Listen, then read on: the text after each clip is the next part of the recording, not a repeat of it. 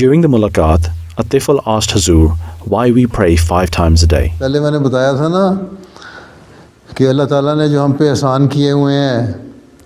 ان کا ہمیں شکر گزار ہونا چاہیے. اپنی رحمانیت سے جو چیزیں ہمیں دی ہوئی ہیں، رب العالمین بھی ہے ہمارا، ہمارے پیدا ہونے سے پہلے اس نے ہماری بہت ساری چیزیں ہمارے لیے پیدا کر دیں،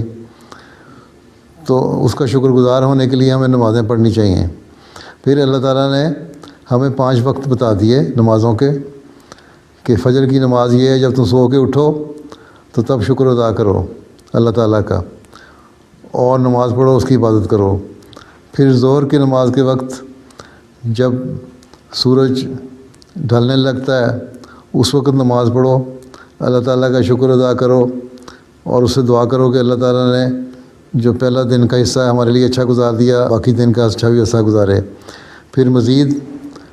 سورج نیچے چلا جاتا ہے تو عصر کی نماز پڑھتے ہیں، کہتے ہیں اللہ تعالیٰ نے جو دوپہر کا وقت تھا ہمارے لیے اچھا گزار دیا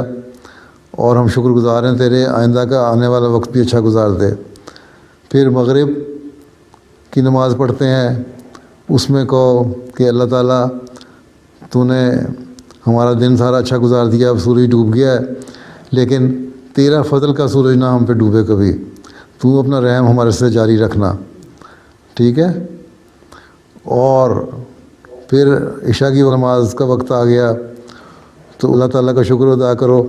کہ اب اندھیرا تو چھا گیا ہے لیکن ہم پہ کبھی اندھیرا نہ چھائے، اور جو ہماری رات ہے یہ رات ہمارے لیے بہترین رات ہو، اپنی حفاظت میں ہمیں لے لے اور ہماری رات اچھی طرح گزار دے اور صبح فجر ہو جائے تو ہم پھر تیرا شکر ادا کر سکیں. ٹھیک،